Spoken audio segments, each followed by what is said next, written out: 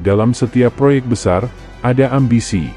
Dan di balik setiap ambisi, sering tersembunyi sesuatu yang tak pernah benar-benar selesai. Inilah kisah tentang WUS, proyek kereta cepat Jakarta, Bandung. Simbol kemajuan yang kini menjelma menjadi beban finansial raksasa.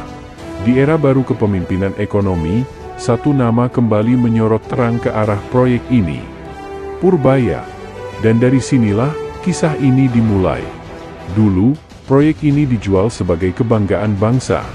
Sebuah lompatan teknologi, simbol kejayaan di tengah kompetisi global. Namun di balik tepuk tangan peresmian, kini muncul pertanyaan yang lebih menyesakan. Benarkah semua ini direncanakan dengan matang, atau hanya demi citra seorang mantan? Di bawah rezim lama, segala kejanggalan dianggap wajar. Tapi kini, di bawah pengawasan Menki baru, Purbaya, satu persatu lapisan proyek itu mulai terkelupas. Angka yang cukup untuk membiayai 200.000 beasiswa S2 dan S3.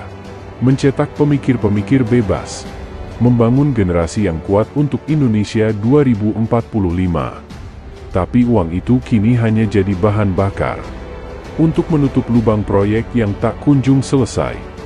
Parahnya, ketika dikatakan sudah direstrukturisasi selama 60 tahun. Hitungan depresiasi asetnya justru menunjukkan sebaliknya. 20 tahun lagi nilainya 0. Artinya, hutang tetap hidup, tapi asetnya mati. Katanya, proyek ini adalah hasil kajian panjang. Tapi di balik meja perundingan, tak banyak studi yang benar-benar menyentuh aspek ekonomi. Tender Tiongkok, yang awalnya digadang sebagai solusi cepat, justru menaikkan bunga pinjaman menjadi 2,2%. 20 kali lipat dari tawaran Jepang yang hanya 0,1%. Dari biaya awal 5,8 miliar dolar, melonjak jadi 7,2 miliar dolar. Angka-angka itu bukan sekadar pembengkakan, tapi cermin lemahnya transparansi.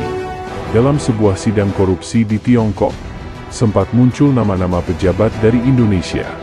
Dugaan adanya aliran dana yang berkaitan dengan proyek WUS membuat publik bertanya, adakah jejak korupsi di balik proyek ini? Tapi hingga kini, audit menyeluruh belum pernah dilakukan. Padahal, bila terbukti ada praktik markup, maka itu bukan lagi sekadar pelanggaran administrasi, tapi kejahatan korupsi berat. Proyek yang katanya akan membawa kemajuan, kini justru menjerat PT KAI dalam lilitan hutang dan biaya operasional tinggi. Target penumpang jauh dari proyeksi. Pendapatan tak sebanding dengan beban. Dan hampir semua pengamat sepakat, ada 99% indikasi korupsi di balik proyek WUS ini. Audit investigasi menyeluruh, dengan melibatkan KPK, DPR, dan masyarakat sipil, menjadi keharusan mutlak sebelum ada dana tambahan.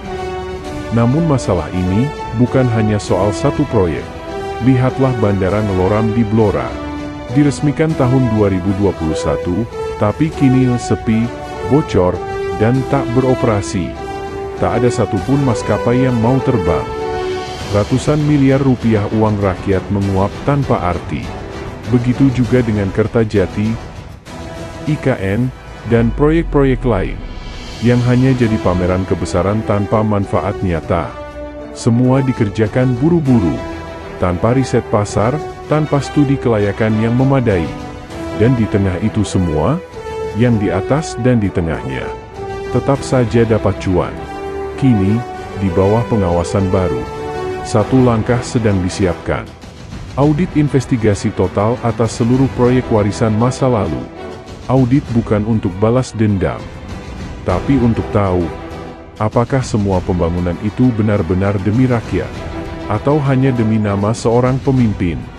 Sebab hanya dengan kebenaran, bangsa ini bisa melangkah maju. Dan mungkin, dari kegagalan WUS, kita akhirnya belajar, bahwa kemajuan tanpa kejujuran, hanya akan membawa kehancuran. Setiap bangsa punya titik balik. Mungkin, ini adalah titik balik kita, untuk berani menatap masa lalu, agar masa depan tak mengulang kesalahan yang sama. Karena kebenaran, walau datang terlambat, tetap lebih berharga dari 1000 pencitraan. Wus, warisan yang menjadi beban. Dokumenter ini bukan sekadar kisah proyek, tapi cermin dari bagaimana kita mengelola mimpi dan menanggung akibatnya.